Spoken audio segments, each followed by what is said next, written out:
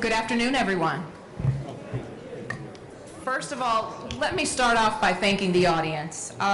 You could have been anywhere this afternoon, but you decided to come here and spend time with us. And I want to be very clear that I want to make sure that you get the most value out of your time, and that you walk away feeling better prepared to bring these learnings back into your communities and make a difference. Please know that you will be a key part of our conversation.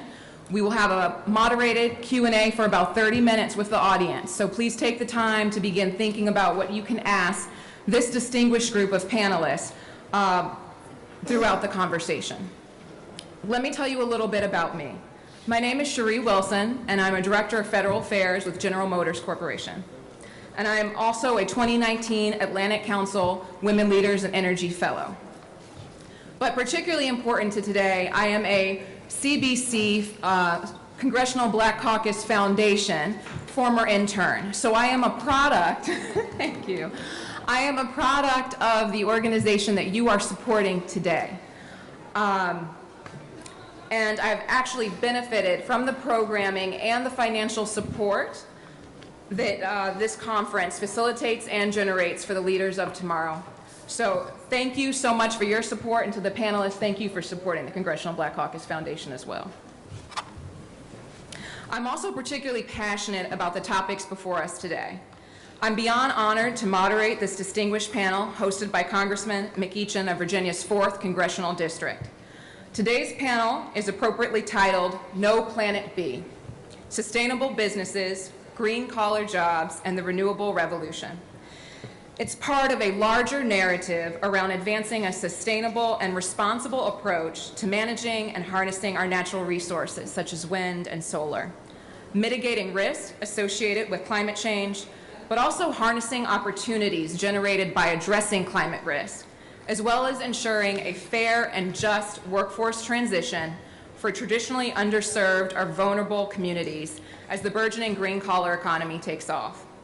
This panel will discuss the ways in which businesses, individuals, and governments can advance and benefit from a transition to a cleaner, greener economy with well-paying jobs and opportunity for all. I feel like I've said a bunch of buzzwords that now more than ever are percolating in the media. Just last week, CNN hosted an unprecedented and historic series of discussions with presidential candidates on the global climate crisis, highlighting their individual plans to tackle what is being deemed as one of the greatest challenges facing humanity today. This has not been done before. Climate is a leading topic of concern in the presidential election, and it is also generating significant attention from Congress, even on a bipartisan basis, with many Republicans pointing to clean, although not enough, pointing to clean energy innovation opportunities as a means to tackle the problem. Additionally, businesses are increasingly speaking up about their individual corporate commitments to reduce their carbon emissions and green their direct and indirect operations. For example, at General Motors, we have joined nearly 200 global companies, including Nestle, that have made a commitment to go 100% renewable by 2050 at the latest. Thank you, thank you. As part of the Renewable Energy 100 initiative. Another unprecedented occurrence last month occurred in the business community that I want to make sure everyone here is aware of. The Business Roundtable, a member organization for the CEOs of hundreds of US-based companies, released a revised statement on the purpose of a corporation, signed by 181 member company CEOs, including our CEO, announcing their commitment to lead their individual companies for the benefit of all stakeholders: customers, employees, suppliers, communities, not just shareholders. This may not on its face seem like big news. To me, it sounds like how a business should operate. It's what being a good corporate citizen is all about. But the reality is that this was the first time since the Business Roundtable began issuing principles governing corporate governance in 1978, where the organization and its members put people and planet before profit or shareholder value. Previously, the Business Roundtable's stated purpose for the existence of a corporation was to principally serve shareholders. Let that sink in for a moment. This is serious sea change. The new statement calls for investing in employees with fair wages and benefits, supporting training and education, fostering diversity and inclusion, supporting the communities in which we live and work, and protecting the environment through sustainable business practices, in addition to generating long-term economic value. All of these dynamics are at play as we look to ensure communities of color benefit from a more sustainable way of doing business. With that said, while our host, Congressman McEachin, cannot be here today, I do want to acknowledge his steadfast leadership around climate change, justice, and equity, as well as his commitment to engaging with the business community, labor, and environmental movements as key partners. His staff have been instrumental in moving his agenda forward this Congress, and I want to particularly thank his Chief of Staff, Keenan Austin Reed, for inviting me. She is here today and will deliver a few remarks on his behalf. But first, a few words about Keenan. She is a political expert. She is kind of the lady around town, and we are very pleased to have the opportunity to work with her and have her leadership on these very important issues to the community. She has served as a statewide political director in the largest battleground state in the country, in Florida, for the Hillary for America campaign, and has also held roles for Congresswoman Frederica Wilson of Florida, as well as DC Council member David Grosso. She's a proud graduate of FAMU and also a member of the AKAs. Keenan, thank you so much for this opportunity.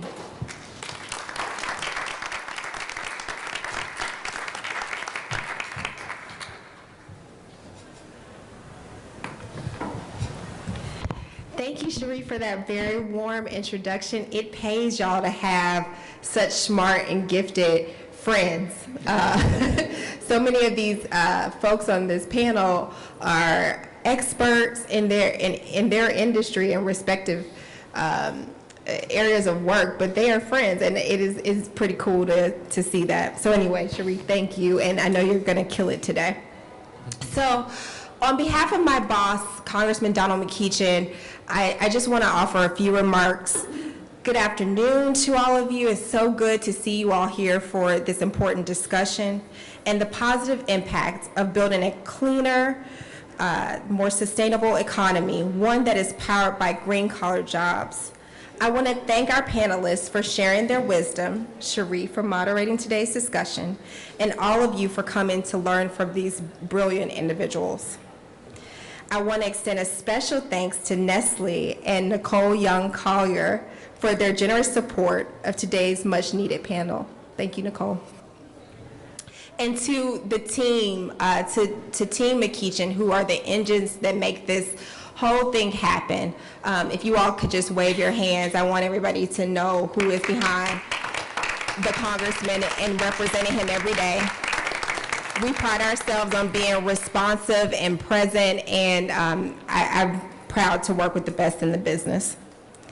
So we are here to have a conversation about our economy and the environment, because greening our economy can mean well-paying jobs, a just and equitable transition for affected workers, broadly shared economic growth, and cleaner, healthier communities.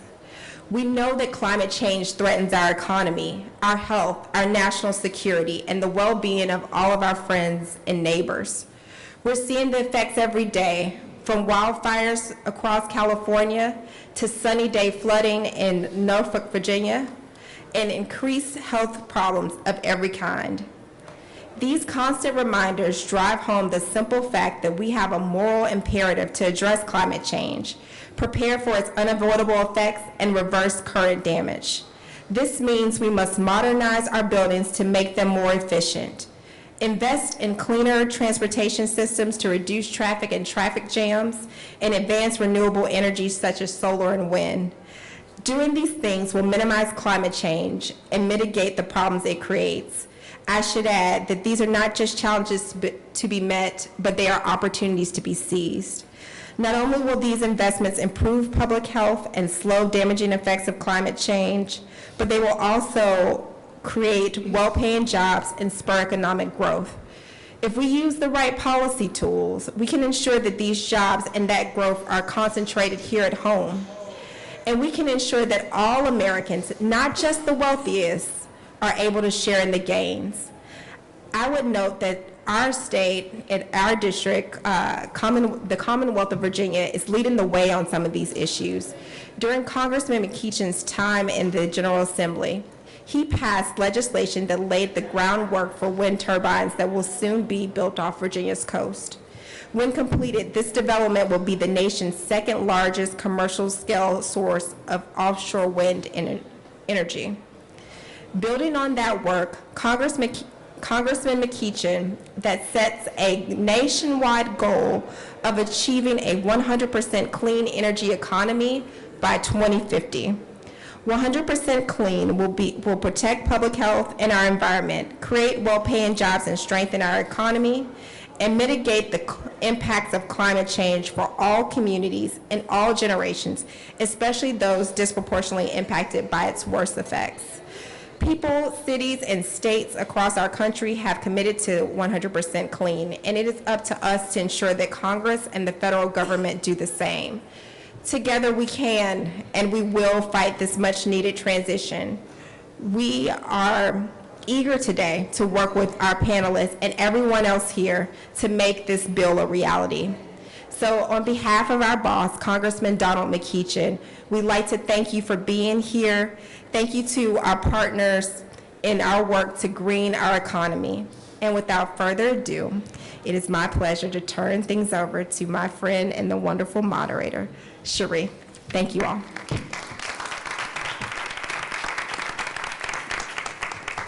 Thank you, Keenan. Let's see, can everyone hear me okay? Wonderful. So I'm going to briefly introduce our panelists because I really want to jump into a discussion here.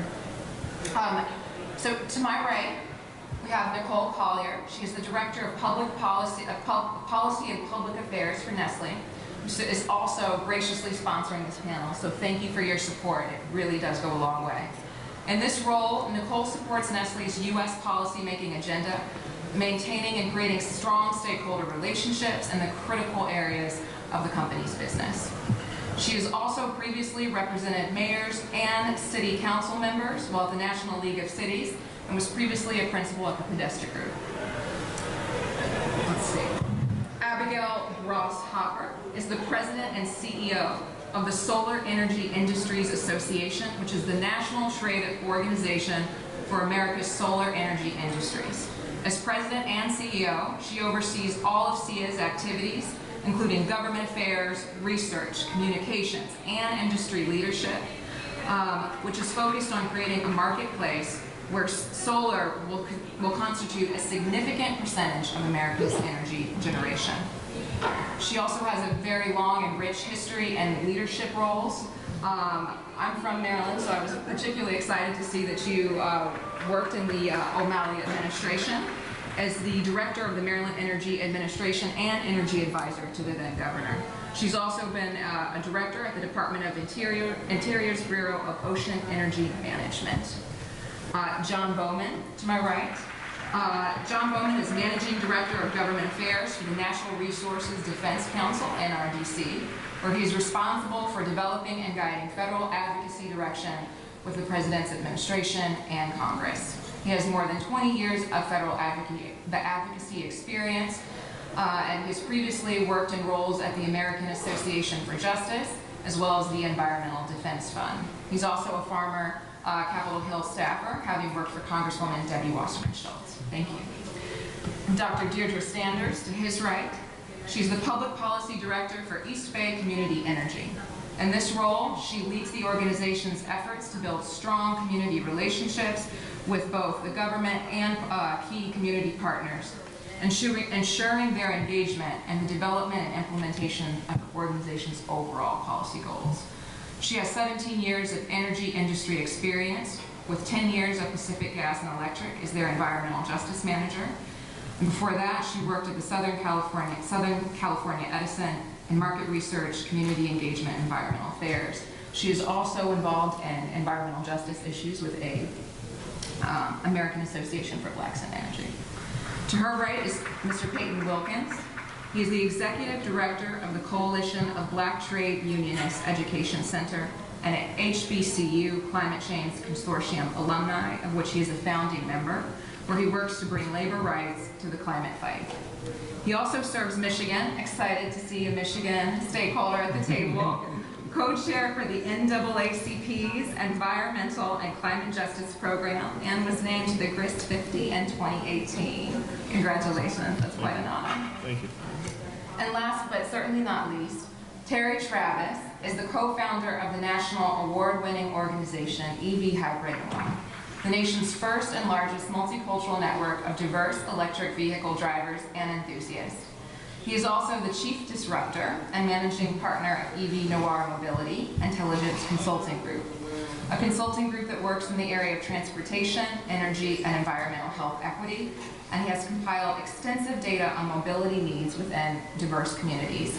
Being from the automotive sector, I will say it is particularly helpful to know that you are infusing that discussion into the dialogue, and I really do thank you for your leadership, Terry, and moving forward to bring that to the forefront. So with that, why don't we start with a level set question? Green jobs, the green economy, these all mean different things to different people and organizations. Could you share your organization's views on what constitutes a green job and how this can help move our economy toward a more sustainable and equitable future?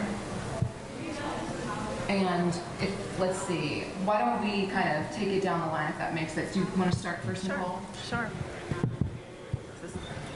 Hi, everyone. So you're right. I think a lot of the language that's used in the space of climate action, sustainability, are becoming buzzwords that have really broad definitions. I think for Nestle, we really take seriously the part that we play in the conversation around sustainability and sustainable corporations. Our leadership globally and in the U.S.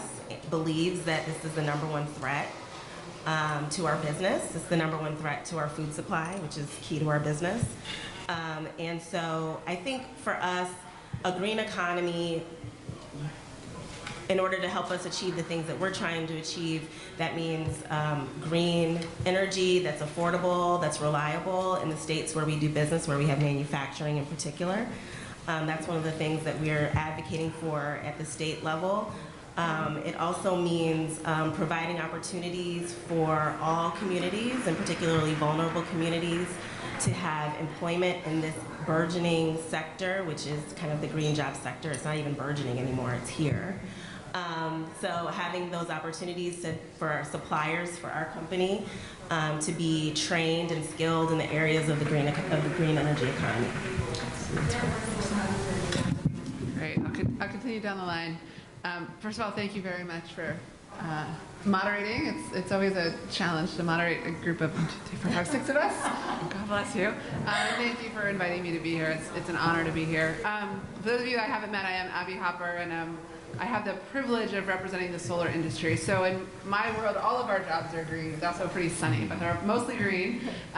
We employ about 242,000 people across the country, in literally every state in the nation, from a variety of skill sets, run the entire gamut that you could imagine. And so the Bureau of Labor Statistics recently identified solar installers as one of the fastest growing jobs in the country.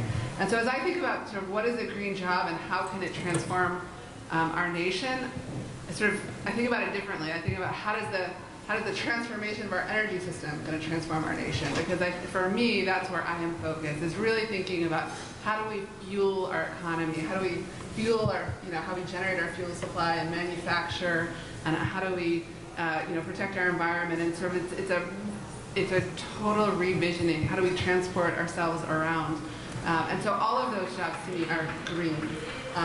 So I'm sort of not as focused on the color of the job as much as sort of the opportunities that are being created. And I think with the transformation of our energy system, a transformation of our electricity system and our power system and our transportation system, all of those jobs will be green.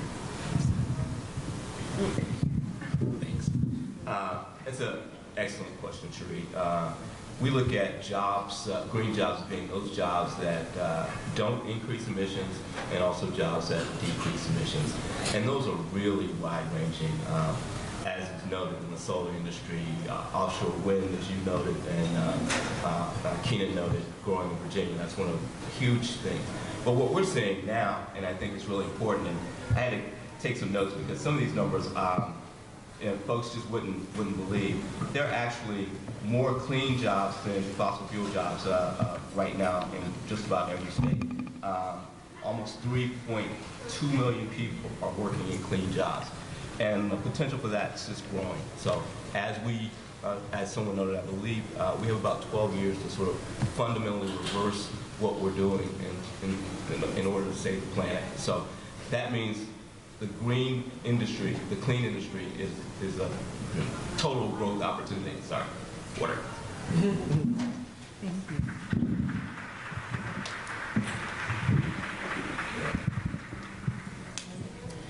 My thanks to the congressman for inviting me and for putting on this great panel. And also, great question. The London School of Economics put out a paper a few years ago that said, cited that the total energy sector represented, the contemporary energy sector represented about 5% of all jobs. So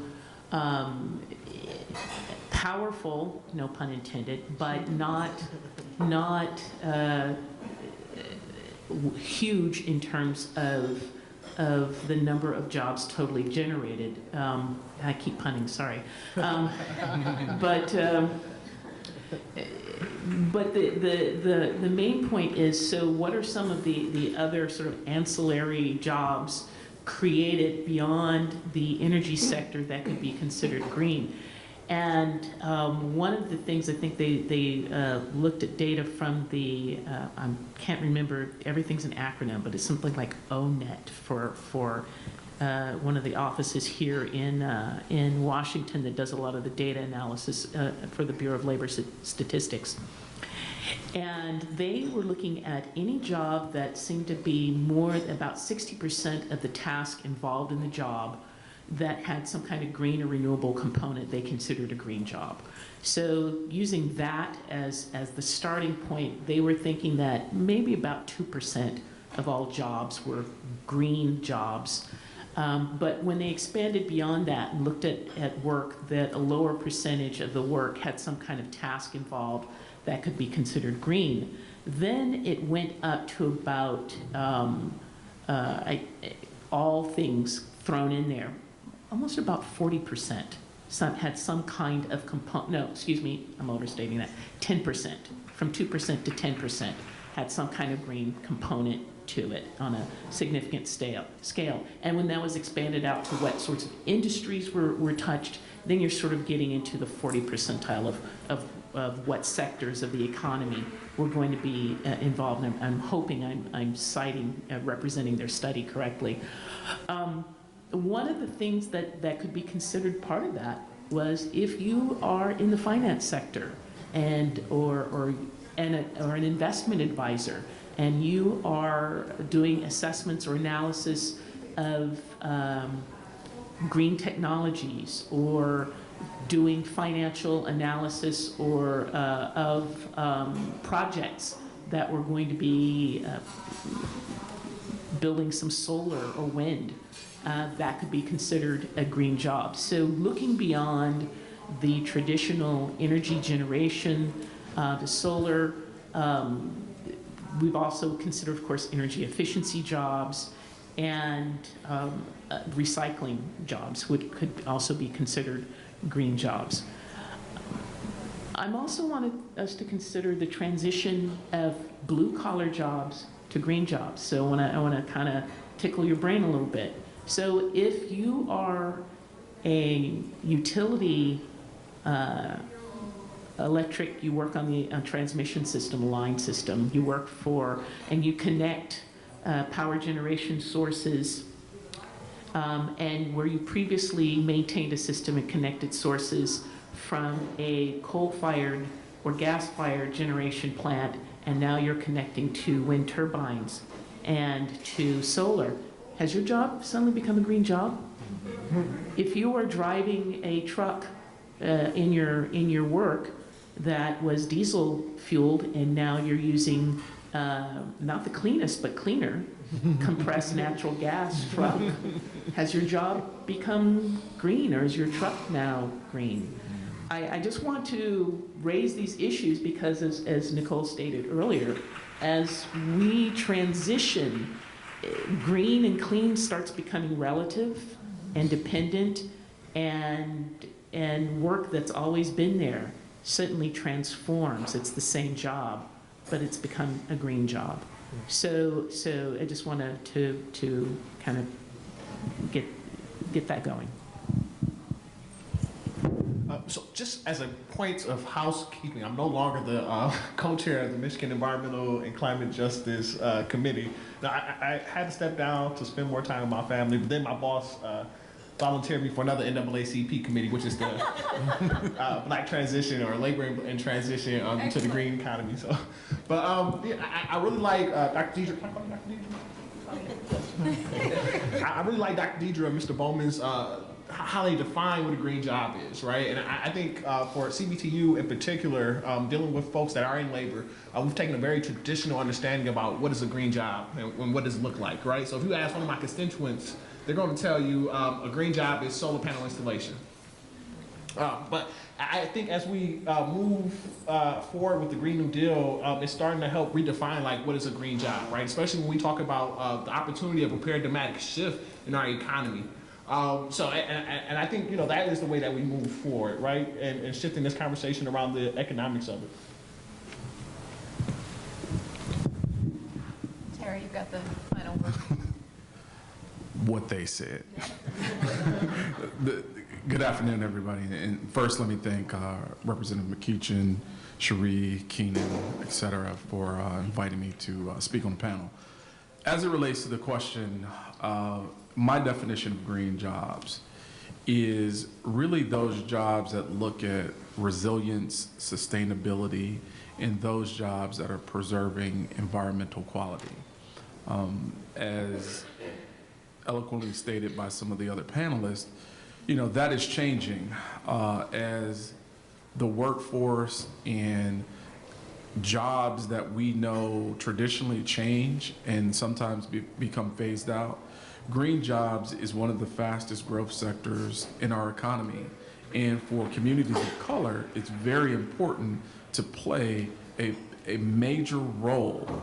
And one of the things that we try to work on is creating those touch points where those folks who've been traditionally trained to work in whatever aspect of the economy are now looking at how they can participate in the green economy and actually have more longevity and an expansion of their roles in a way that affects their lives. Because, you know, I'll close by saying it's really important for those who are hit worst and first to be prioritized in this conversation, and not just about, you know, some of the pragmatic things, but also at the economic development level. So I really appreciate where you went with that last comment. And from what I heard from you all, I'm hearing a number of key themes. I particularly liked your comment, John, where you said, you know, it doesn't increase emissions, it reduces emissions. Very simply stated, right? And that leads to a host of opportunities which are diverse. And you're thinking about that transition for individuals going from, you know, blue collar to green collar. But I want to hit on how do we make sure that we are, and Senator Cory Booker used the term restorative justice, that we are implementing restorative justice and climate equity and opportunity into our communities. So how are we making sure that as these new job opportunities develop, as these new innovative clean energy technologies and some of the ancillary services associated with them and beyond, even in financial services and so forth, how do we make sure that they go to our community, that companies are doing right by local communities and communities of color? Any one of our panelists, I think I'd love to hear all of your perspectives, but. Okay, I'll start. Just okay. My colleague Stephanie Gitteby is going to be on the next panel talking about environmental justice, which is probably going to focus in on that a little bit more. But certainly at NRDC, we talk about just transitions for those folks who are going to be moving away from those traditional blue-collar jobs into the new clean, green industries. And we have been pushing that with our legislative agenda every opportunity we've gotten. So we're trying very hard to make sure that those impacted communities are going to be given the retraining, the educational opportunities so that they can move into this new, clean, green environment. So that's what we're doing in NRDC. Thank you. That's excellent. My answer is we need to own it. We need to own a lot of it. We need to own as much as we can get our hands on. We need to be we are an incredibly creative people, and I know we're all being very inclusive up here and talking about people of color, and I do want to own people of color. I'm a part of people of color. I am a person of color, but I'm going to talk at the Congressional Black Caucus about black people first. Okay, so while I'm here, and I'm including everyone, I'm going to speak specifically to black people, and anybody who wants to come with us can come on. We are an incredibly creative and innovative people. If you look at the areas where we've had the space, or not had the space, taken the space, whether it's in the arts, in athletics, in business, and some very innovative things. When old folks talk about making a way out of no way, that sparks creativity when you're trying to figure out how to get through a very tight space. So I think if we dare to apply our creative energy to our own profit, and I want us to encourage us to not be afraid of the word profit in our community. We cannot progress without profit. We can define profit in a way that is restorative and just for our communities. If we want those things in terms of investments for our communities, we need to bring them to our communities. It's fine to demand that other people who want to invest in our communities, we do want investment outside of our communities, in our communities, but the best way to ensure those things for our communities is for us to model them in our communities. So that is our financial institutions and supporting them, for financial institutions that are doing business in our communities, to be clear about our expectations for those investment sources and hold them accountable. I just am very passionate about our own capacity for entrepreneurship, which I think is hugely untapped at this point.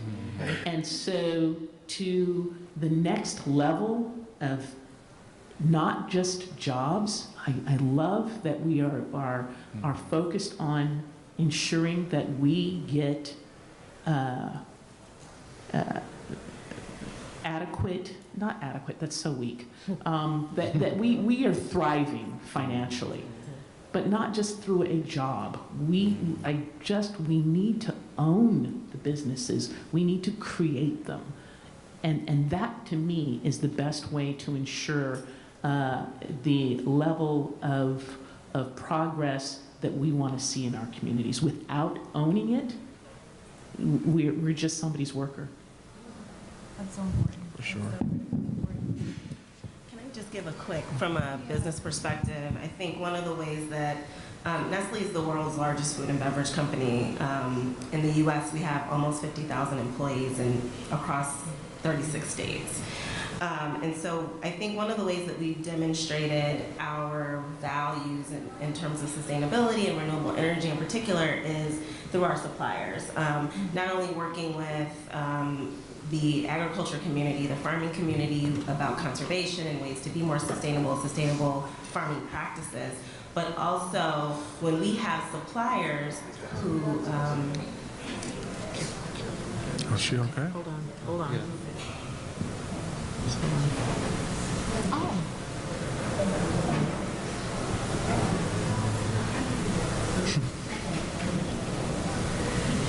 Okay.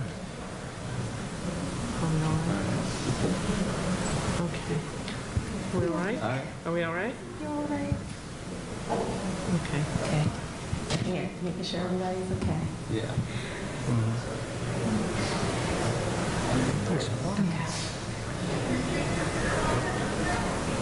Okay. So one of the ways that we demonstrate our value is through our suppliers and through our the value chain. But one of the things that we've been doing a lot is working with particularly some of our diverse suppliers, but talking to them about how to show their sustainability through their company's practices. And we have, a couple of long-time suppliers to the company, one in particular who is an ingredient supplier to some of our biggest brands, DiGiorno, Carnation, who his top value on his website is sustainability, energy efficiency. He has clear goals, clear commitments to make his company, which is a small, mid-sized company, African-American owned. He has particular goals that he's hitting that are really important to Nestle. It's one of the reasons why he's been a supplier to us for almost 10 years and will continue to be. So helping our suppliers understand what we look for, what we value in companies that we work with, because when we use a supplier, it can be a really large opportunity, obviously, with such a big food company. I appreciate that business perspective. Terry, did you have something? Yeah, I just want to close this out by saying that I think that there are a couple key components to drive that question or that area. I think that one, or the first is education and awareness. For us to be able to play a role in this economy in a way that is substantial, and not just as was stated as employees, but actually, from a business standpoint, is we have to be aware of the opportunities. And far too often, we are the last ones who are brought to the table. The conversation is being had. We're not only at the we're not only not at the table, we're not in the room, and we don't even know oftentimes that it's being had. And so if you're not at the table, you're on the table. And so with that being said, I think that it's very important that we begin to educate ourselves, and thought leaders in our community begin to educate us on where those opportunities lie. In addition to that, we're a Congressional Black Caucus, so one of the things that we have to talk about is policy. I think that policy drives innovation and action. If there wasn't a policy, probably 50% of the folks in this room would not put a seatbelt on every time they got in the car. But there's policy and there are, regulations around it, and so you do it. With that being said, we have to get our thought leaders and our elected officials on board with making sure that when these conversations are being had, that we have those who are most impacted. Those impacted voices should be at the table, and there should be opportunities for them to play a role in this new green economy from a vantage point of being business owners. Should I add something else to Yes, that? jump in. So one of the things that we do at NRDC, we have a business arm called E2, Environmental Entrepreneurs. So that's where we encourage business owners to, basically do things that are good for the economy and good for the environment. Now, I'll be candid, we don't have a lot of folks in communities of color or black folks or brown folks in that cohort, and that's because I think they don't really know. I think that's key. Yeah. One of the things, how many black construction companies are there? Quite a few. What's to stop those construction companies from installing solar panels or making buildings more energy efficient? Those are opportunities in the green economy. I think those go unknown and unnoticed, and we need to change and improve that. Sure. Yes, please. Sure. No, you can tell it's an important question because we all want to raise our voice. And I would echo what you're talking about. So as I think about it from the solar perspective, but I think energy generally, we think both about who are our customers and who is our workforce/business owners, right? And so I'll address both. As I think about who are our customers, Travis, I really hear what you said. So the people that are most impacted need to have a large voice. And think about sort of where fossil fuel generation has been cited historically, right? And the high levels of asthma and the high levels of respiratory disease and sort of the health impacts that fossil fuel generation has, particularly on communities of color. And so as we think about clean energy, I represent solar, but clean energy generally, in addition to sort of all of the other saving the planet, it saves lives, right? It saves lives. And so making sure that it is cited appropriately, but also that all folks have an opportunity to benefit from it, both from the health aspect, but also sort of the price aspect. You sign a solar contract, you know what your energy cost is going to be for a set period of time. And that, as you know, I have to pay my energy bill every month. That having a known cost is hugely important. So there's lots of policy that surrounds making sure that there's equitable access to clean energy, but that's a critical piece of it. And then as we have lots of initiatives, I would say, in the solar industry about how we bring folks of all people of color and Black people into the solar industry, because we're only at 8%. So first of all, we know where we are, right? Which is a step in the right direction, and we know we have farther to go. So we have relationships and MOUs with HBCUs and sort of those things. But as I think about how do we create wealth and how do we create business owners and how do we create entrepreneurship in the solar industry amongst communities of color and amongst women-owned businesses, there is this. You have to be at the table. You have to be in the room. And so that's part of why I want to participate in this opportunity, because it is really being there when the policies are made and the business models are created and the contracts are let. That's when changes happen. And so for me, it really is about leadership, right? So you have the CEOs that are leading and people in the community that are leading and saying this is a priority. And for us, the two are intertwined. The growth of our industry and the growth of a diverse workforce and a diverse customer base and diverse ownership, those are intertwined. It doesn't happen 1 month a year. It doesn't happen only on Tuesdays, but it is in our culture. And that, I think, is how we get to that sort of restorative equity. I just have to cap. I kind of went off before on that my rib, so I have my practical statement here. East Bay Community Energy as a community choice aggregator, and we are in, if you don't know, we're in Alameda County, California. That's the Bay Area. The community choice movement is one where in California we have disaggregated. We are now able at the local level to buy power and develop our own power. And this all grew out of the policy of climate reduction, emissions reductions in California, the SB 8032 in 2006, which gave local governments a reason to pay attention to what was happening in the energy sector. All of a sudden, they've got carbon reduction goals that they need to meet. So they're like, well, we don't even know what's going on in terms of where the stuff's coming from. They started paying attention.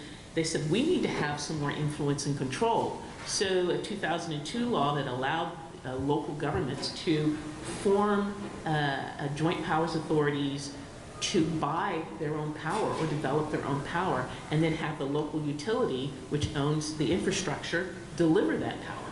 So we came out of that, and what that has allowed local governments to do, local control, all politics being local, said, we want to layer some other things on that. We want you to have local projects, and we want them to be green, and we want you to have prevailing wages for the jobs that these projects you're going to develop locally create. And we want you to be paying attention to equity. We want the distribution of benefits from these projects to be felt throughout all sectors, but particularly among those who are most vulnerable in our communities. So that is actually layered into East Bay Community's authorization to exist. So when you have more local influence of what comes into your community in terms of energy or your transportation policies, then you can have more opportunities on directing the outcomes that you want. So that's. And it would be hard to overstate how transformative the community choice aggregators have been to the California energy market, right? Sure. So what is a local control is completely changed the way that energy is procured in the largest, the number 5th economy in the world. Yeah. And so as you think about how we're transforming the whole system, it starts in places like that. So as we think about this transformational change, there's a few things that I'm hearing here as well, and I want to make sure we talk about this. When we look at electrification of the transportation sector, for example, and the simultaneous greening of the grid, giving individuals more control to leverage power opportunities, there's some real issues that kind of need to be fleshed out here, right? One, if you look in California, where they are leading in terms of EV deployment, you are still seeing, and this is reflective across the country, charging deserts, if you will, in our communities. But we want people to buy EVs because they will benefit these communities. We're talking about the real health effects, right? They will have serious localized health effects as soon as you get rid of those tailpipe emissions. What can we do to, one, harness the opportunities associated with electrifying the transportation sector and greening the grid so that we are leveraging renewables, which will then allow us to kind of work in tandem when we think about storage and how that can help facilitate some issues around intermittency of renewables. How can we make sure that communities of color have access to the infrastructure, to the new vehicles? I know we have an affordable EV. I'm not going to advertise. Make sure that these vehicles, right, are getting into the people that need them the most, and that the infrastructure is being built in the communities, and then that they have access to control the renewable resources and so forth. I know it's a lot, but I trust all of you. Set back and let that go down. So, yeah. So interestingly enough, this is exactly what we've been working on for several years.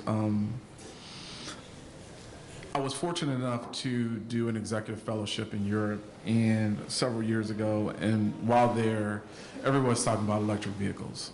And I come back to the US and no one's talking about electric vehicles.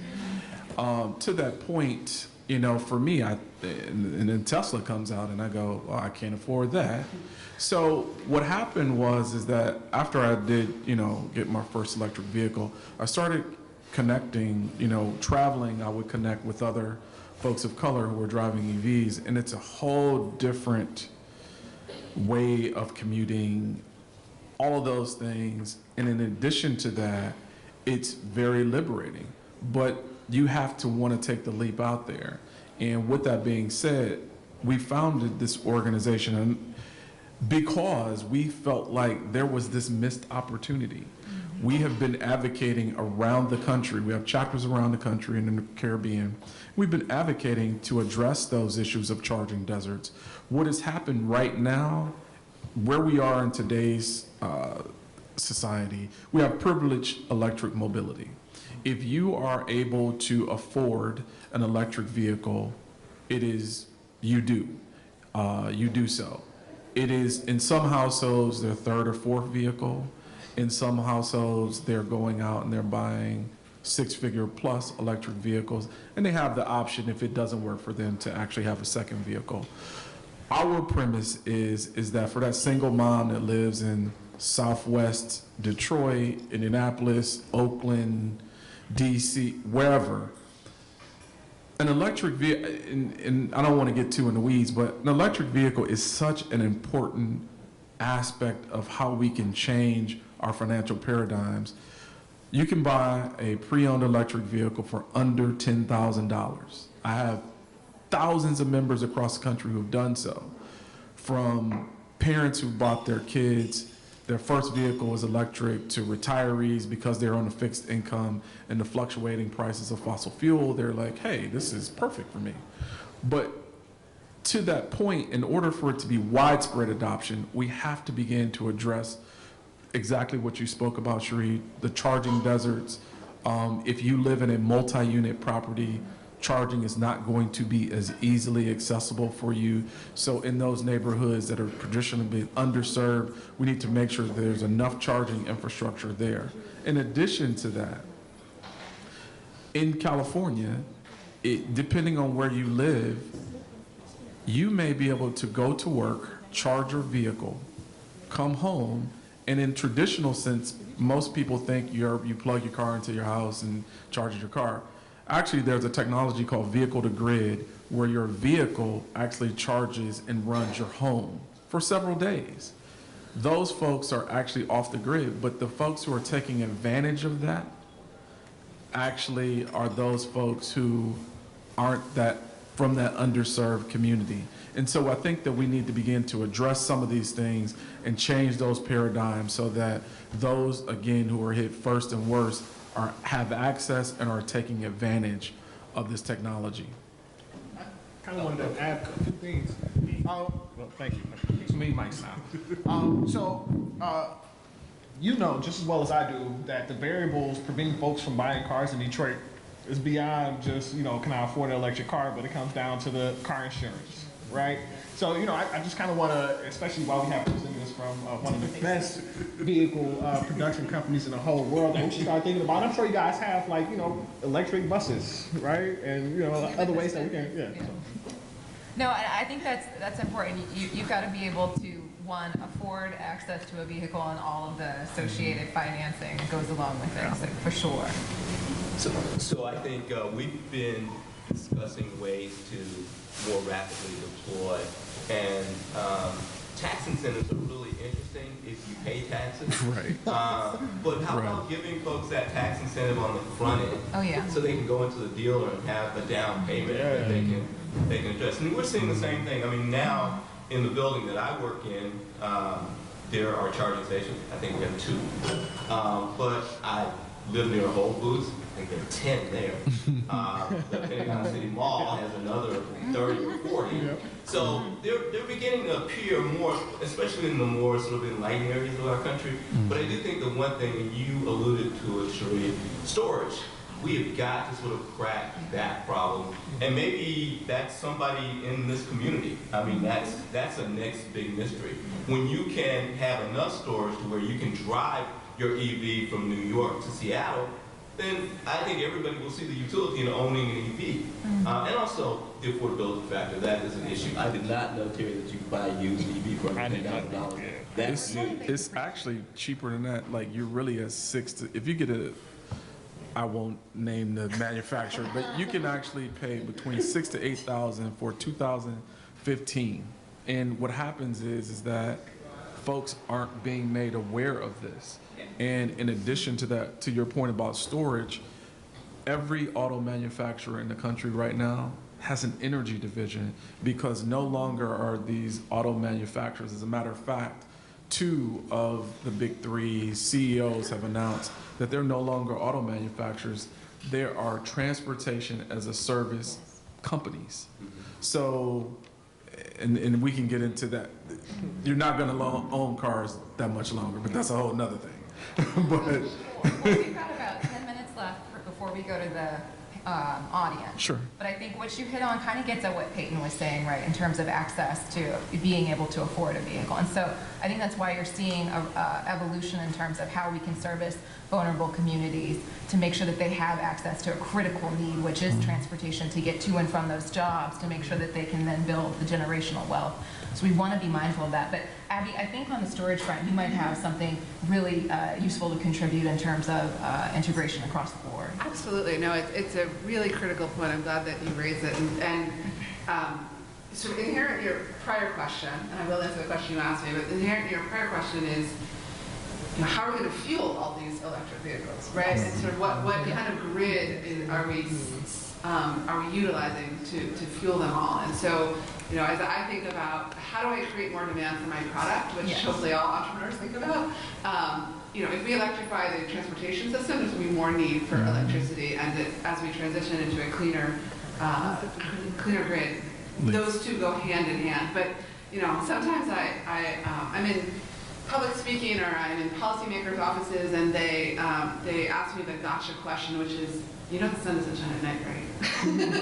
I'm like, wow, I do actually. I do know that. I'm not naming any names. I'm just saying, sometimes people really get tripped up on the fact that the sun doesn't shine at night. And so storage, as we say, storage is really the technology that is going to solve the intermittency. Some people like to call it a reliability problem. We know the sun's going to shine every day. It's actually not a reliability problem. It is an intermittency challenge.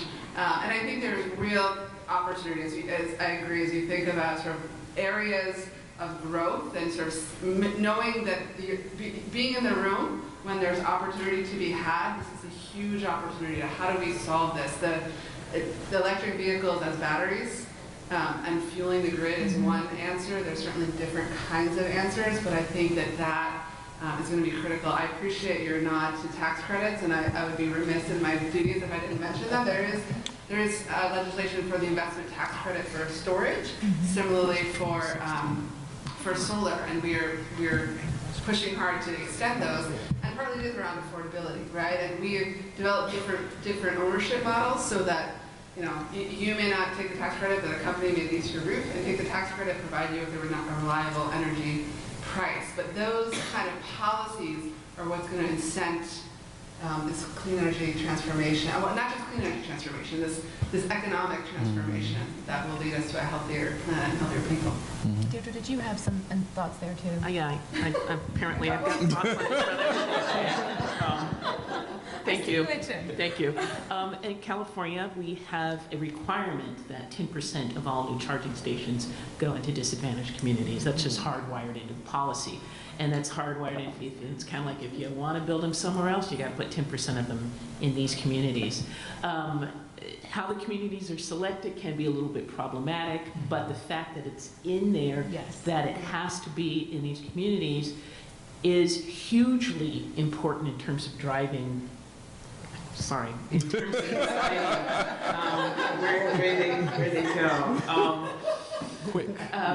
One of the other critical things I think we should be able to consider as part of that is, I also wanted to address the battery storage thing. So it was mentioned earlier that I'm a member of ABE, and we have a very robust entrepreneurship component of ABE.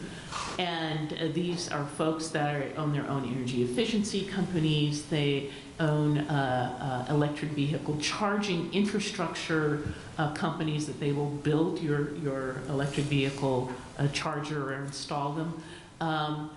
And we also, I know of at least one entrepreneur who was working on battery storage development. Now, one of the things that we have observed is that our entrepreneurs and our innovators have difficulty attracting venture capital investment and financing. And so we have that there, but because of institutional, I'm just going to say institutional racism, lack of access, invisibility in certain spaces, it's been challenging for some of our most innovative and forward-thinking movers and shakers in this space to be able to move forward and bring those benefits back to the community. Deirdre, I'm so glad that you mentioned the Venture Capital Challenge. Actually, it's really perfect timing. The HBCU Caucus, which is holding their brain trust today, is exploring these issues. In fact, we actually sent someone from GM Ventures here to participate in terms of just a level set to hear what are the challenges, how do we engage. There is an organization called HBCU Venture that is actually trying to create the innovators of the future and bridge companies with talent in this space. So I think we have to be very intentional when it comes to harnessing those opportunities and connecting individuals. There's so much here right now. We've got about 4 minutes before we go to questions from the audience. I hope everyone's been pining away. But what I want to perhaps ask is my last question before getting some thoughts from the audience is... You might not get a 4-minute answer. I know, I might not get a 4-minute answer. But here's what I love the diversity of this panel. You all come from such very interesting backgrounds in terms of business, trade association, clean energy, solar, environmental, labor, community advocacy. I mean, really trying to bridge all of these things together around the transportation narrative. What do we need to do? Who do we need around the table to really ensure that the public policies that are going to at a federal level, perhaps incent investments similar to what California has done in these communities and advanced technologies. I mean, comprehensive. I know that the congressman has a comprehensive bill that he is exploring to really get us to where we need to be in terms of net zero. But what do we need to do? Who do we need at the table, and how can we get there? And I think that'll be a great way to engage the audience too moving forward. This will be short, which for folks who know me, that's not normally my style. But when we look around the room, we need to be at the table. I think it's been mentioned by several folks here, and this room should be overflowing. This is something that is an opportunity, and it's totally one that's being missed. And I know there are a lot of interesting things going on around the convention right now, but this room really should be, we need to be at the table. Yes. We need to be more in the room, in the meetings, both on the energy side and the environment side. And we're just not there. I'll just say from a business perspective, I think it's really important to have visible support for climate action, for new technologies from the business community. I think that's really, really important. It's something that policymakers ask of us all the time. Speak out about the needs of your business and what your consumers are demanding, which is really one of the things that pushes Nestle forward, obviously, as a consumer-facing company. It's one of the #1 things that we're hearing from our customers. We want to buy from companies who are thoughtful about sustainability, whose suppliers have sustainable farming practices, so on and so forth. So I think constituents, consumers, whatever you want to call them, businesses, nonprofits, all need to be at the table. And you know, we all need to be pushing the government forward and trying to get more support for some of these activities. We've lost some ground in some of that space, and we're trying to, the business community stepped up, I think, tremendously in that void. So thank everybody. I'll add one more voice is, one of the things I think is so helpful, and I've both served in government and advocated to a government, is when people come with solutions. And I think what you've heard here on this panel is a vision for a transformed economy and a transformed energy system and a transformed transportation system. And so when you come to your policymakers with that vision that includes equity and includes diversity and is articulable, and so here are the 5 things we need, that's what we need to bring to the table, is that clarity. I would add to that. I think that the table needs to be a collective, and it needs to be inclusive of all different aspects of the community. You know, beyond just the jobs portion of this, going back to the public health side of things, I agree the room should be packed, because if you just look, driving it home, if you look at urban core communities across the country, due to systemic issues, redlining, whatever you want to look at or have you, in the African American community, we are between 6 and 10 times more likely to have respiratory or asthma related issues than any other community or cultural group in the country.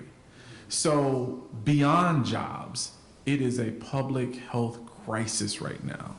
And if you look at our communities where, because of the transportation corridors or because of redlining, the air quality in African American communities is the worst in the country, you know, it's just, the room should be packed, because last time I checked, we all needed clean air, water, you know, to sustain life. So I think that this is something that, beyond just the economic aspect of it, I think that at a core human level, it's something that we need to begin to take a deeper dive into.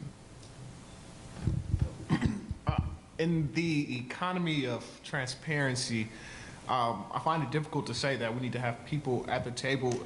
I personally believe that we need to throw the table out and go to the people, right? And, you know, in that process, that we limit the power of the traditional stakeholders in that conversation, right?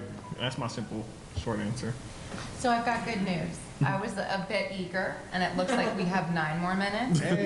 So I have a question. I have not heard anyone talk about a price on carbon.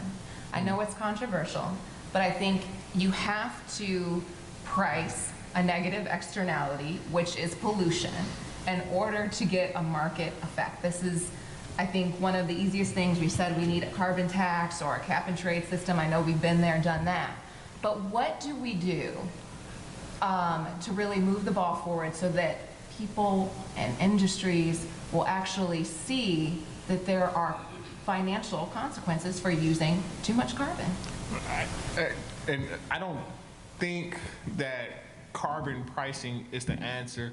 And not because I don't think it will be an effective way to cut emissions, but because of the potential that it causes to create, or the potential that it creates hotspots in certain communities, right? So we have a cap and trade system. Some industries can trade with other industries to pollute more, right? And those industries happen to be usually in communities that look like me, right? And and I think if we're talking about companies like Exxon, who has virtually limitless resources, a carbon tax is like, pennies in a bucket. I might take a different approach. Yeah. We certainly support some price on carbon. What that is, I don't know if anyone's really worked out. The folks who are on the right side of the political aisle, most of whom don't support anything that would look like a carbon tax, even though it started out as a Republican idea like some 30 years ago. But the second problem of how do you utilize it? Where does the tax go? Do you provide a direct benefit to all the consumers? Do you put it in some type of fund and make it available for energy improvements? I think that's one of the trickier things that we have to work out. I do think the carbon tax would be very effective if we can figure out the right scheme or regime to sort of deploy it. Yeah, I will say earlier this year, Nestle joined forces with 4 other very, very large food companies, Danone, Unilever, and Mars, our competitors, to create a policy alliance that's influencing policies, particularly in the sustainability and the environment space. And we did come out in support of carbon pricing, which was pretty controversial. There's not a lot of companies that have come out publicly in support of carbon pricing. We haven't set a price. We haven't necessarily endorsed one mechanism over another. But I will say, time and time again, I think I've mentioned that policymakers have asked for the business case on a lot of these issues, and we've been out there with really progressive policies, sometimes by ourselves, and sometimes the other business associations that we're aligned to, whether they be trade associations or others, are not in the same space that Nestle has been. So we've been an outlier, and we decided to remove ourselves from some of those associations and align ourselves with other companies that were more like-minded, particularly in the climate space. So we want to be at the table. We think that there are a lot of factors. Some of them mentioned. Equity is a big one. There's a lot of factors into coming up with a solution, but part of having large companies with a lot at stake supporting a mechanism like that is just to say, look, we know there's a problem. Somebody's got to pay more for some of this, and we're using energy. We are putting carbon out there. We're trying to figure out a way to resolve some of that. So that's part of why we did that, but we did come out publicly for it. I think that carbon pricing, a couple of thoughts on it.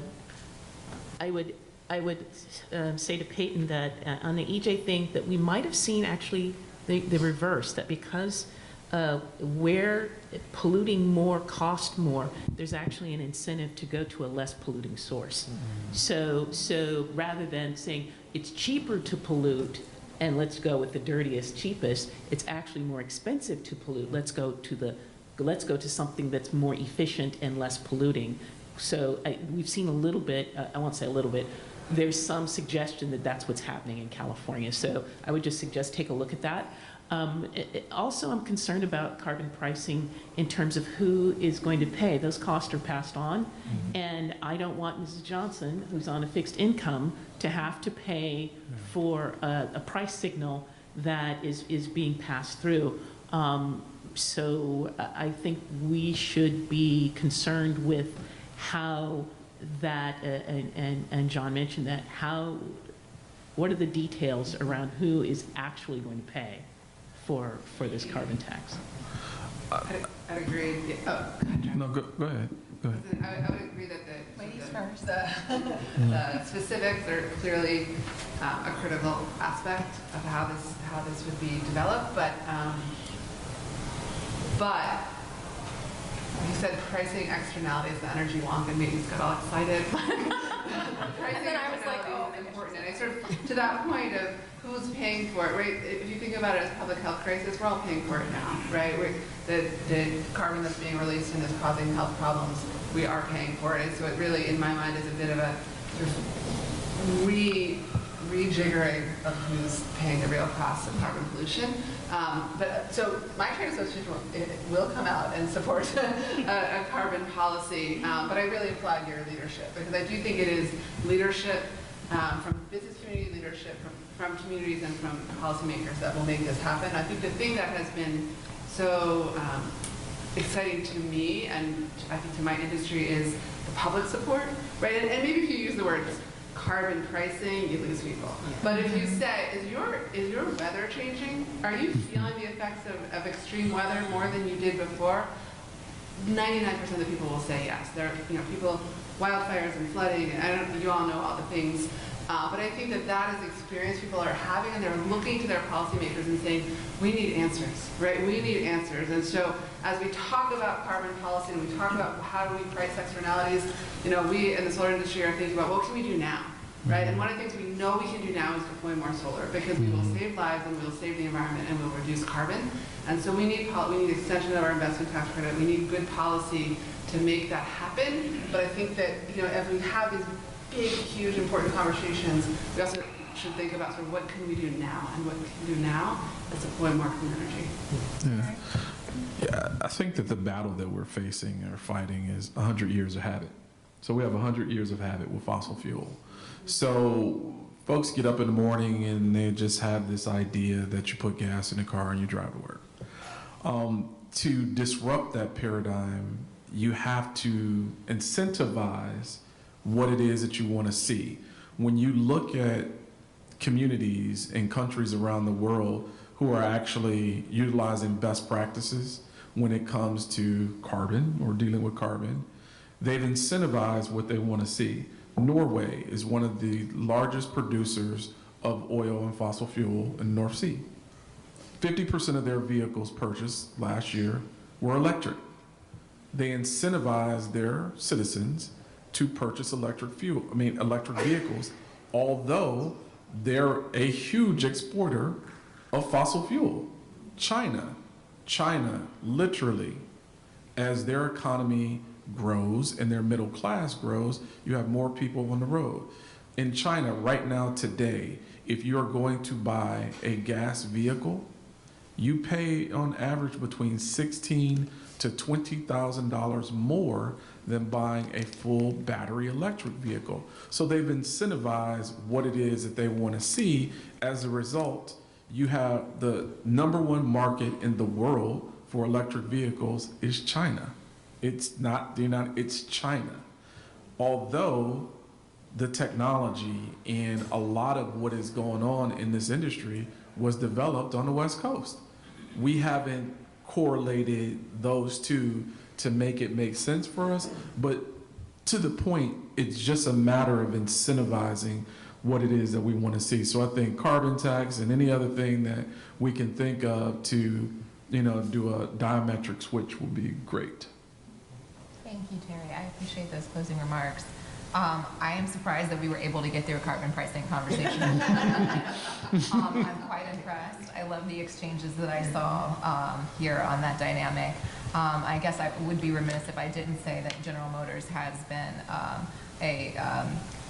been supportive of placing a market value on carbon.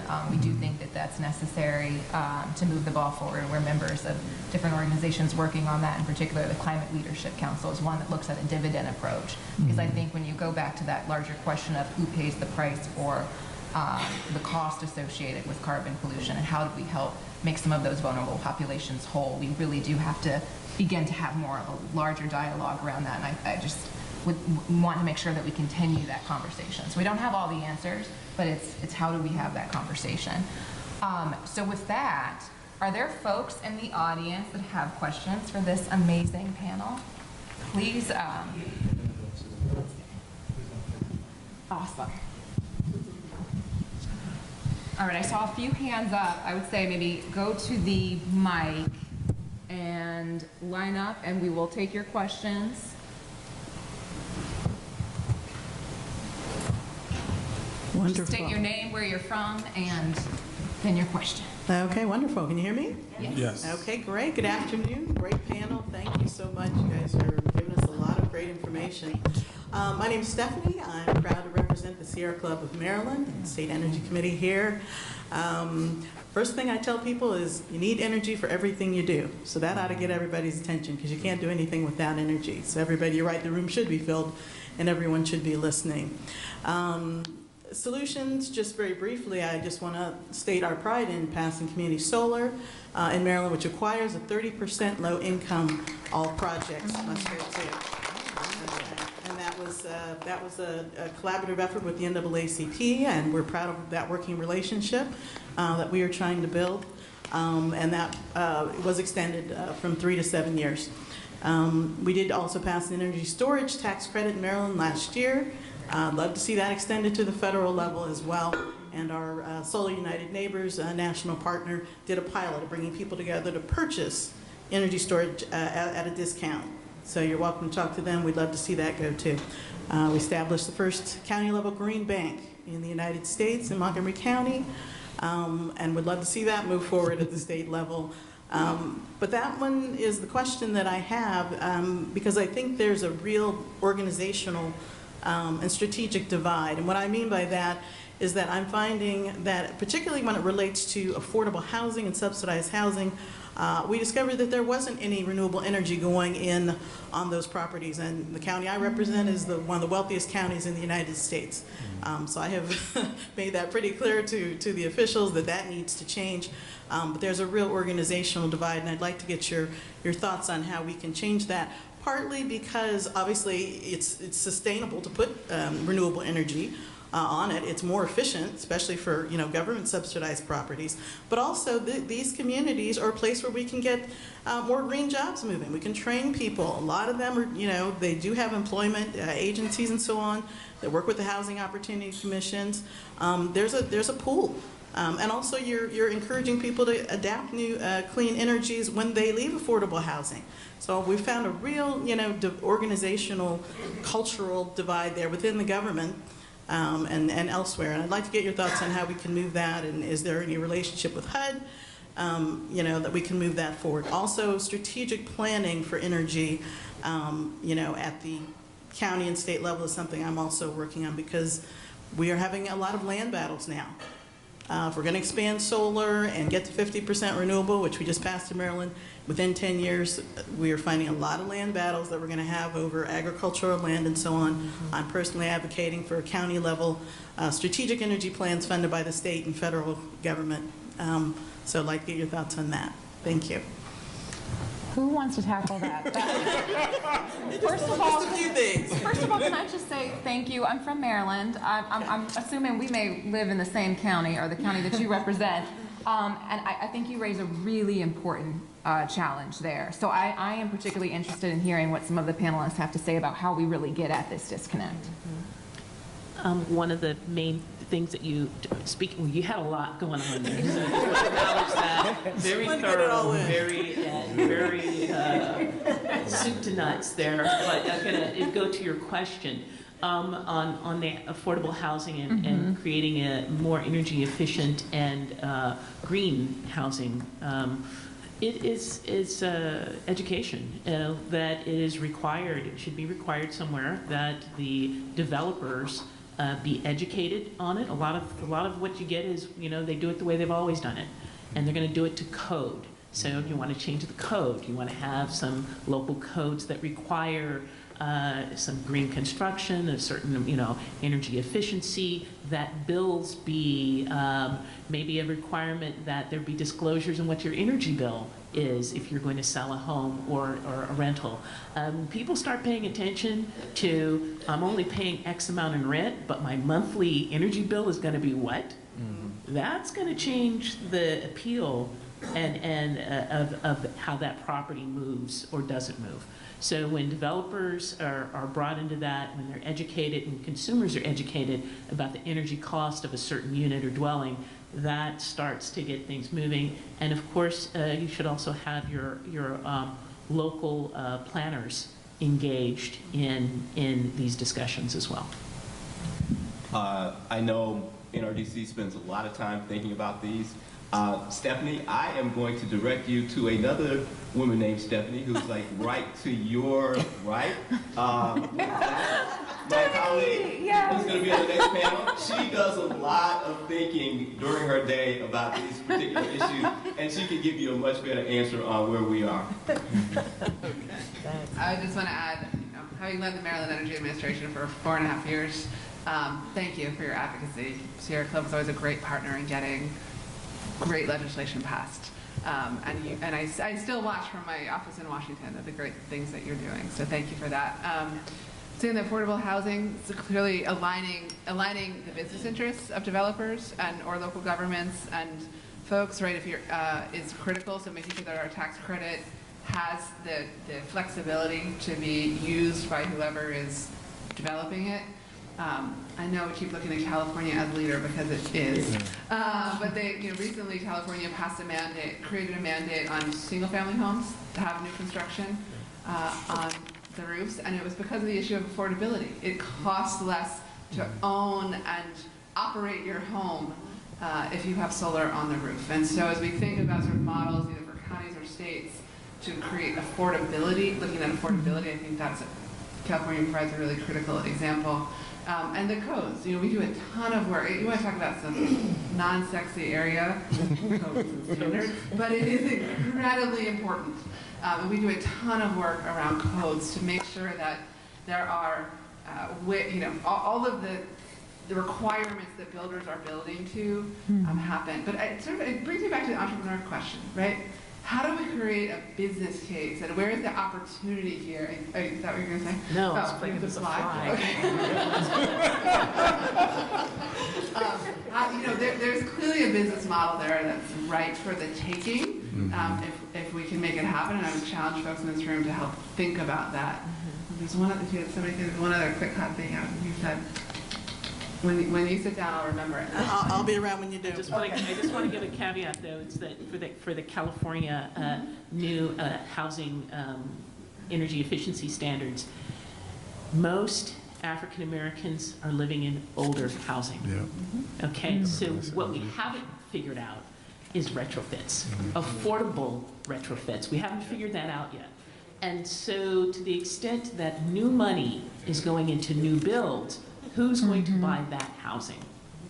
And to the extent that older housing that might not be as well maintained or well repaired, making investments into that housing stock is more expensive, and we haven't developed the right incentives to push money there. So that's one that we need to bring our collective thinking to. You gave me space to remember. So thank you. Thank you for that. It was about the Congressman's piece of legislation that I introduced yesterday to allow LAHEAP funds to be used, to set aside a portion of LAHEAP funds for solar installations. So as we think about the affordable housing class of affordable housing, that he has come forth with a solution. Excellent. Wonderful. Thank you, everybody. I'll give a quick shout out to the geothermal industry. Congratulate them on getting the federal tax credits extended. Let's move away from fossil fuels for heating, too. Thanks. Thank you. Okay. All right, state your name, where you're from, and your question. Yeah, my name is Travis Nelson. I'm from Portland, Oregon.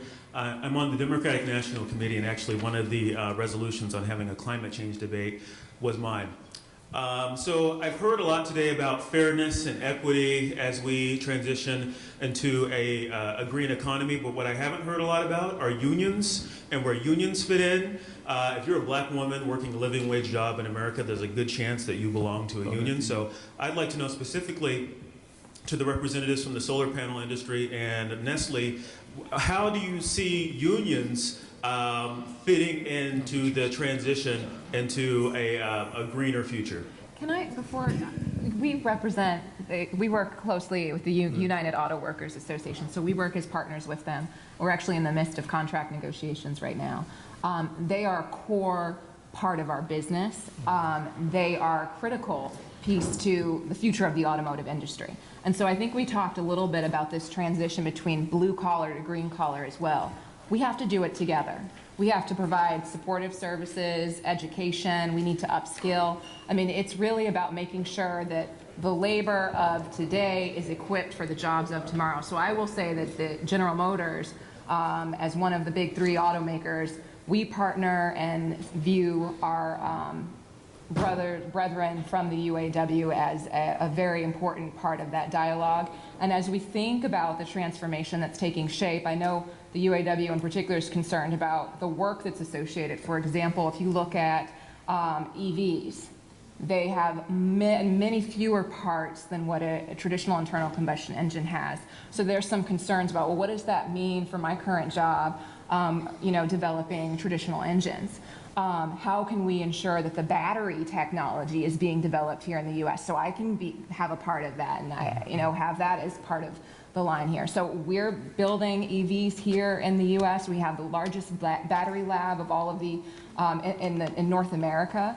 But it's a question that people are concerned about, and they want to know, well, what does that transition do? Am I going to be left behind? And I think that the folks at this table have really said, we need to retool, upskill, and make sure that we're having conversations. So thank you, brother, for that question. And now I will let the folks that you wanted to ask their question go ahead. I'll say for Nestle, our workforce is partially unionized, partially not collective bargaining. I think of our union partners the same way I think of all of our partners in the broader sustainability goal or objectives. I think Cherie hit a lot of the issues around training and concerns around the labor environment, and also the future of work. Like all of these things we have conversations with. We have several different unions and several different plants around the company. But I feel like everyone is at a place where the leadership of several of the unions are at a place where they are very much involved in this conversation. They know that there's changes that are happening, that our consumers are demanding it, and if our consumers are demanding it, the health of the company is paramount to us figuring out the objectives that are at hand. So I think of them as any other partner, along with our supply chain and our customers, our retail customers. In this, we're in it together, and we're trying to figure out how to skill up our workforce, and then how to deliver what consumers want. So first of all, thank you for your leadership in pushing the climate debate. Yeah. I have been amazed over the last few months by how sort of the insistence of bringing the conversation to the forefront, even if we don't get the outcome perhaps that we desired, it still moves the conversation forward in ways that perhaps some of us couldn't even have imagined a few months ago. So thank you for that. To answer your question about unions, I would say the solar industry is deeply interested in continuing to work with unions. We, like most energy policy in this country, we're very state-focused. So in some states, we are lots of union labor. In other states, not so much, because it's sort of not happening in those states. But sort of the outcomes that unions are interested in, sort of living wages and workforce development and equity, and kind of that transition to this new economy. We share all of those values, and I think we are, as you said, as consumers are more demanding of it, we are more interested in figuring out how we work together with unions. I'll just add that at NRDC, we are part of something called Blue Green Alliance. It's where a lot of labor groups and a lot of environmental groups sort of get together and try and figure out how to get solutions that would be both good for the environment and good for labor. So I think that, just as Cherie said and Abby said, we're all in it. There is no opposition in this general community speaking against unions. I think we all need to figure out how to get there together. Peyton, did you have any thoughts on that with your background? My understanding is he was asking from the perspective of industry, okay. So I don't know. No worries. Well, thank you. Thank you. I want to echo that climate debate piece too. Thank you. Sir, just say your name and your question. Where you're from and your question. Good afternoon. My name is Bill Dickens, like the gentleman before me. I'm from the Pacific Northwest, Tacoma, Washington. I've been a professor of economics for a long time, and I do energy economics. One of the resources that I have not heard talked about on this August panel is that of hydroelectric power. There are over 3,000 hydro plants in the country, but less than 10% have been FERC certified to be an electric power generator. I believe, some would consider me being somewhat biased, because in the Pacific Northwest, we have an abundance of hydroelectric generation, but hydro is a renewable resource. But very little discussion is ever mentioned about hydro until Professor Dickens steps up to remind people in this country that we do have a great renewable resource.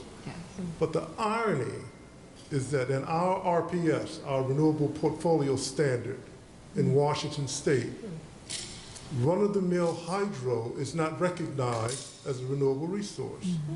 It's not. Energy efficiency improvements in hydro plants, or what we call small hydro. I don't want to get into the weeds, that's not my purpose. And let me get to my question. And my question is this.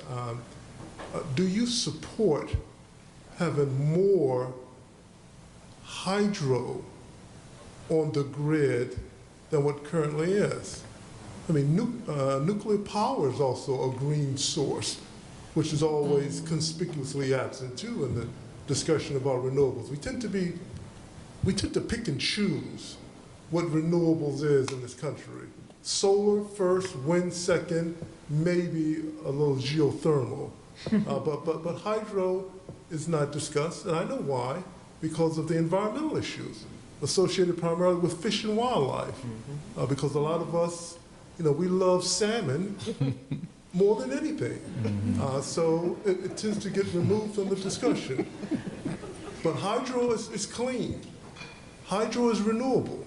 Hydro, in the vernacular of power economics, is a dispatchable baseload resource. So, sir, I am hearing a question from you in terms of kind of what is our definition collectively, perhaps, of clean energy solutions that should be deployed to help us address the climate crisis? Yes, I think that definition has been very narrowly presented now. I would say that that's perhaps just a reflection of the panelists in terms of us having a representative from SEIA. So that's going to be more narrowly focused on solar, and there's other folks at the table who can talk about it. I'm sure Nestle uses a variety of renewables in their portfolio, as do we. I know General Motors has hydro in our kind of fuel mix, if you will, but we've also expressed concerns that in some circumstances it does not qualify. And I know there are efforts to see a federal renewable energy or clean energy standard that would allow for existing hydro to be credited. I have not been as close to that discussion as of late, but I think that there are efforts underway to try to make sure that we have a comprehensive strategy that bridges the gap amongst all of those, and nuclear included. The bulk of our clean energy electricity at the time is nuclear, and so there's lots of conversations that we're having in there, and I think it's also important for us to continue developing the economies of scale to see the continuing price decreases for renewables and so forth. But as far as our panelists go, I think I'd be interested in your thoughts about kind of what constitutes an all of the above strategy, if you will, to get us to where we need to be moving forward.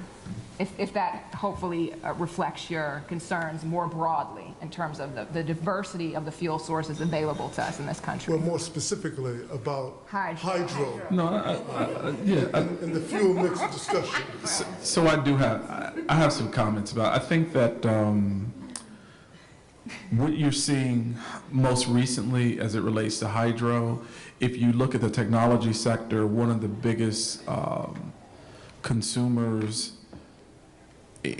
of energy at this point is data centers. And so when you start looking at data centers currently, Google, Apple, and a few other companies have now deployed their data centers underwater, and they're actually operating at net zero using hydro to actually provide the energy for those data centers. So I think that as more of that begins to increase, because obviously as we look at cloud-based computing growing exponentially, you'll see more and more data centers that are consuming tremendous amounts of energy, and they will be utilizing hydro, which I think will elevate its presence in the portfolio or mix of clean energy. That was very interesting. And Yeah. I didn't know that Yeah. some of these tech companies were doing So, that. so That's data interesting. centers create a tremendous amount of heat. And so what has happened is that they were in these remote places early on, and now they decided that if they could actually submerge them, because they're self-contained, that it actually disperses the heat. They actually use the heat from that to actually turn turbines that actually powers the data centers. Bill, thank you for bringing that up. I'd like to say hi to my colleague, Yeah, Bill. I thank you. guess I didn't stay in the bathroom long enough. Oh, y'all didn't tell me y'all were coordinating. You guys all got it taken care of. Hello, Deidre. Bill and I know each other from Abe. My name is you. Micah. I'm from Birmingham, Alabama. I got a few, but where are those $10,000 cars? So hold on. So, he showed them to put them up on the phone and everything, man. So I need that. I'll get with you after. Just don't say Second, Carvana. Go to your local dealership. I would like to know what are some market opportunities for people of color, specifically right now? Y'all the experts. Give me, what are they? In Energy, renewable energy. that's a whale of a question. Yeah. Can you make it more of a ducky or something? Yeah. What's your area? My specialty is finding opportunity and trying to meet that Okay, need. let's talk later, because you just that's a galaxy, and we need to be able to focus on a part of the galaxy. Solar. Let's stick with readily accessible things. So I'm a pastor. I'm all about empowering people in the community to scale up. My next question would be, how can we bring about community-owned renewable energy utilities? I live in Alabama, and they're not really friendly towards that. So I want to know, where are the lobbyists that are pushing this whole agenda here, and how can I get them to do some work in that field?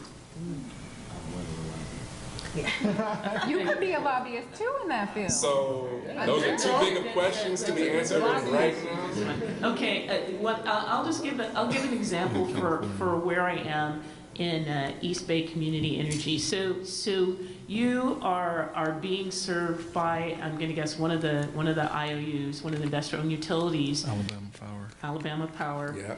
Likely. Okay, there you go. Alabama Power.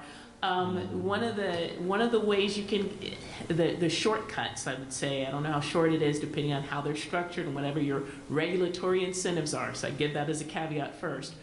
But they will likely have some sorts of community or local investment programs, and you will need to come up with a proposal, work with your local, maybe your state representative, on creating some incentives for your utility through your Public Service Commission to come up with some programs that are going to drive some local investments. And that would be, that's not the easiest way to do it, but that's probably the most direct way to do it. If you try to do it through some sort of a charitable contribution thing, the dollars are going to be too small, and they're going to be too discretionary. You want it to be much more directed and have a much more confirmed and long-term stream of money that is available to you. So that's my immediate suggestion. Your Public Service Commission, your local state representative, and to sit down and talk with them about coming up with some programs to go and have your utility direct these investments to your community. I do have an example of a tangible opportunity that you can possibly take advantage of. Last time I checked, Tesla was having difficulties identifying people who were properly trained in installing their solar panel Powerwall.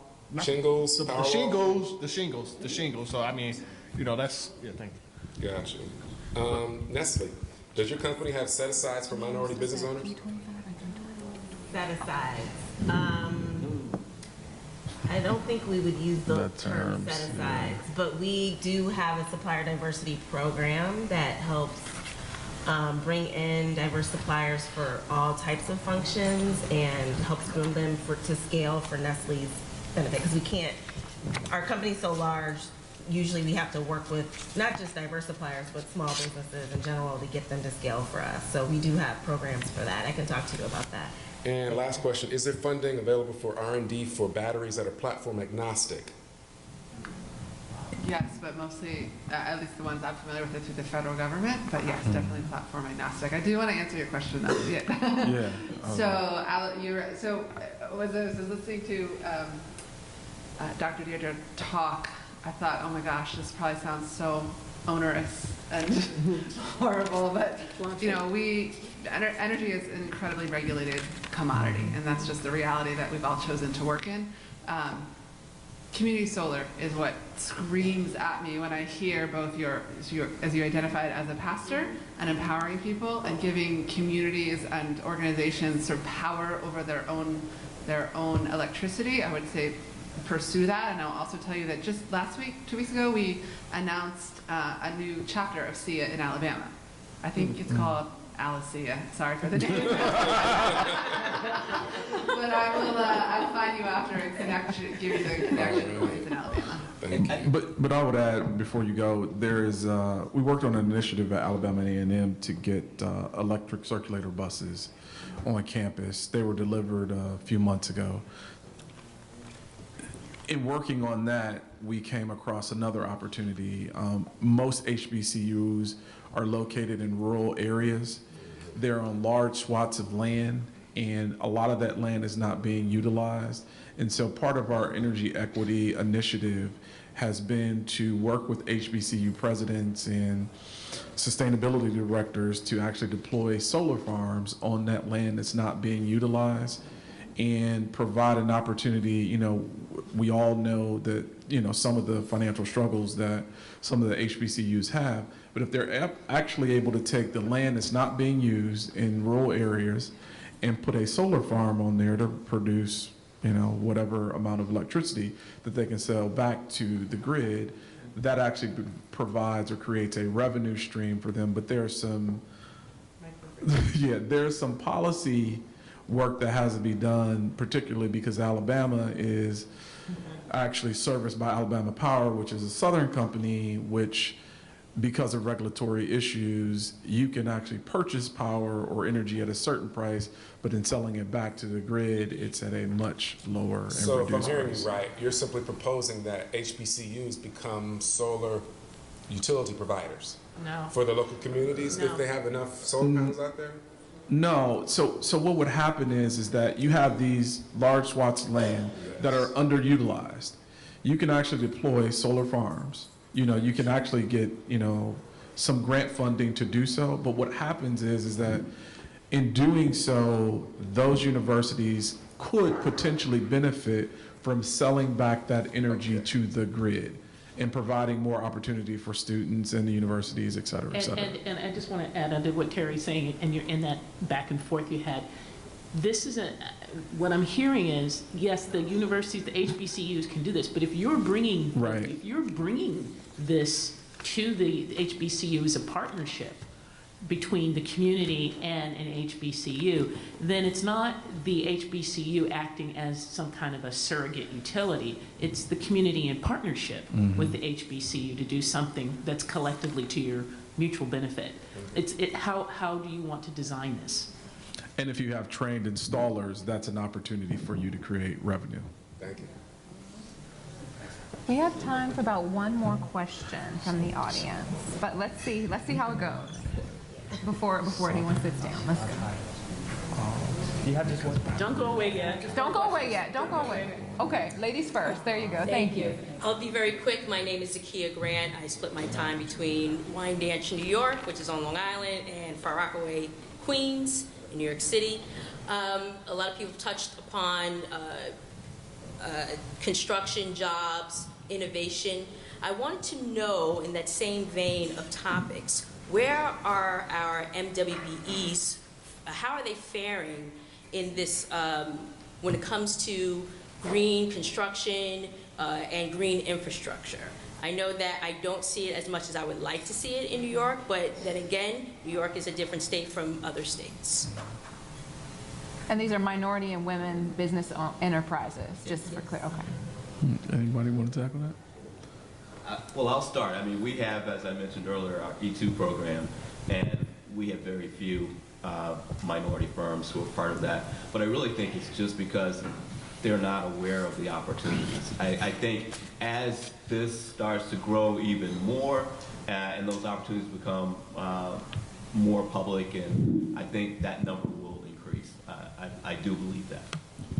California has a statute that was initiated by our state representative, a woman named Gwen Moore, called GO 156, and that general order requires the utilities to have supplier diversity programs and to focus these supplier diversity programs on minority and women-owned businesses, veterans, and LGBTQ communities. And it's been hugely successful. I can't tell you the numbers right now. What has been of concern for us is that while the larger community of color suppliers have grown, the percentage of black suppliers within it has not kept pace. So that has created some concerns, considering that Gwen Moore was African American that started this program. We'd like to see our community thrive within it. But to that, it's really a huge thing that the utilities, through the Public Utilities Commission, have required it, and that it's being kept track of, and that it is a goal that the IOUs take very seriously in terms of having to adhere. The CCAs, my community choice aggregators, my association, and others in the community choice movement also have supplier diversity goals.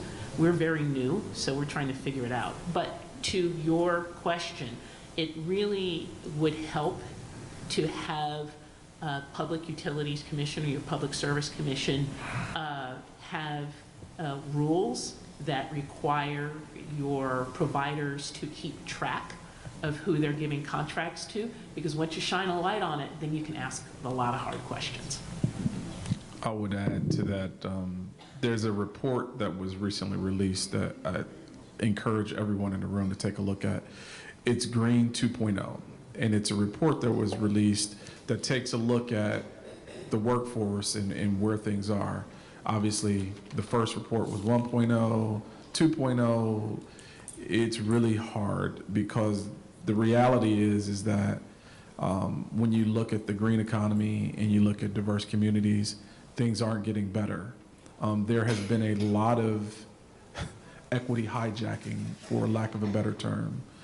You have a lot of organizations who are large scale, and because equity and diversity and inclusion have become buzzwords, they hire someone who is a person of color, and then all of a sudden they have these diversity initiatives, and then they outsource the work to another firm who is really doing the work. But we need more people to enter the field to be able to come into these conversations and then sometimes turn over the table, like was mentioned. But the idea is, please take a look at Green 2.0. It will absolutely address a lot of what it is that you would like to know. And I would just also chime in, at General Motors, we have a very robust supplier diversity program. We're part of the $1 billion roundtable for companies that spend at least $1 billion with diverse suppliers. On an annual basis, we spend almost $8 billion. However, to your question about are those sustainable suppliers kind of within the green supply chain, I have not seen that data, but your question makes me want to look into that, and I really applaud you for raising that and pointing that out. So thank you for that. Unfortunately, we are at the last time, but I don't want to let you lose the opportunity. What is your question? Say it real quick. And your name too. As long as it's a question and not a... They already cut off the mic. That's already. Oh. Sorry, my name is Wayne Berry. I'm just really glad that y'all had this conversation. I think y'all should have it again next year. Don't be daunted by the empty seats in the room. It's kind of what do they call it? Early adopters, right? So people, you start the movement, and then people start to figure it out. Mm-hmm. There were some points that I think were great. This is like an eye exam now. Mr. Travis, Terry said that 100 years of habit. I think that was an excellent point. The biggest problem I think for this movement is we already have electricity. How does it get better? We can't make an argument that it gets better in a measurable way, right? Lights come on, works. Why do I need to swap out? And oh, by the way, when I go with alternative energy, I'm paying for it all up front versus a little bit along the way until I don't need it, right? When we talk about the costs of the energy that we have that we use now, I don't believe we're adequately taking it into account. For example, we pay for gas. Gas is what, $3 a gallon for premium, right? But you're paying for state and local taxes. You're not paying for the military that ensures the trade routes are open for the oil. Now, if we said we're going to tax everybody for the cost of these battleships and aircraft carriers to keep the Strait of Port of Hormuz open, and it's an extra 50 cents, people start running for the electric cars. Just saying. That's probably one of the biggest challenges that we have in this energy thing is we're not accounting for the true cost that American taxpayers pay out for what we do now. My final point is I believe that we are looking at this the wrong way and saying that we need to get something for disadvantaged groups and things like that. Disadvantaged groups, people of color tend to not own their properties. So when the property, when we have, sorry. So if we have a problem where the price of energy skyrockets, those who own their homes and are wealthy will just go out and buy solar panels.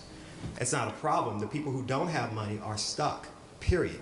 So really the challenge needs to be going after the utility commissions and forcing them to say, look, you have to have so much alternative energy every year going forward, rather than going at the individuals. My only question. No, I'm out. We're done. My only question is to talk about the money to funding. Who does have the investment money?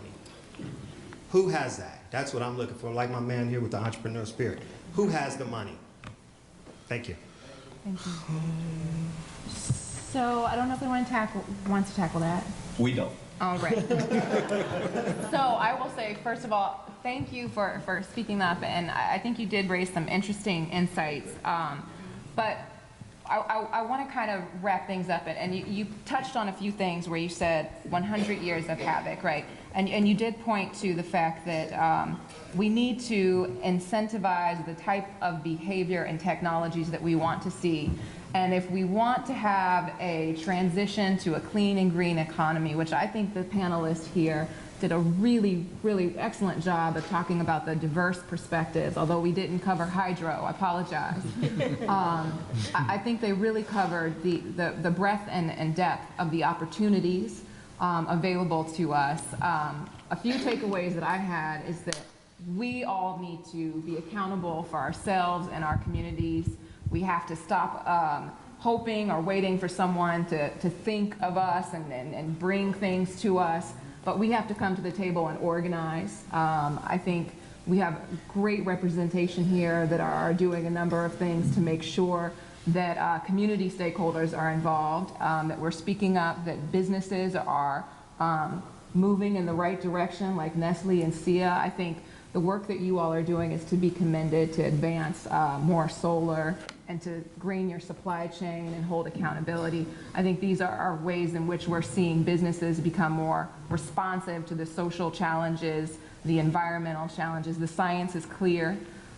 We are at a point where we need to move forward, and unfortunately things appear a bit stymied in Congress, to say the least, but I think Congressman McEachin, who is convening this important panel, is really a leader for the environmental justice movement, for creating that movement as a partnership with the business community, with trade associations, with other stakeholders in the community, with labor. And I think it's just very important that we all come together to continue these types of conversations. So as we think about solutions and opportunities moving forward, I really do feel that this dialogue is helping us get in the right direction. I want to commend the Congressman's staff, Keenan, Alyssa, and Corey, both all did.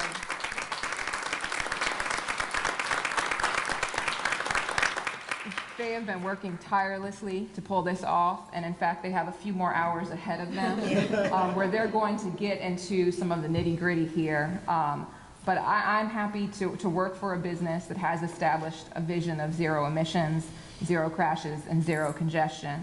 And I'm honored to have the opportunity to even be on a panel with individuals of this stature. And I look forward to working together, collaborating, and figuring out how we can make sure that African American people are taking advantage of the job opportunities and plugging into some of this venture capital fund so that we can continue, so that we can build generational wealth. I mean, that's a whole nother conversation.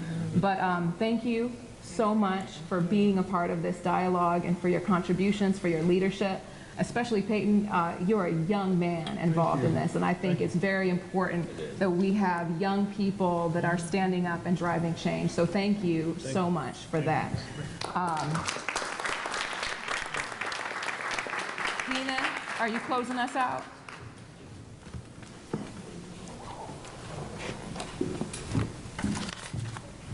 Can I get another round of applause for our panelists? On behalf of Congressman McEachin, thank you all so much. We look forward to continuing the work. Thank you for coming. Thank you, Cherie. She was phenomenal. Thank you. Yes, everybody give it up for Cherie Wilson. Thank you.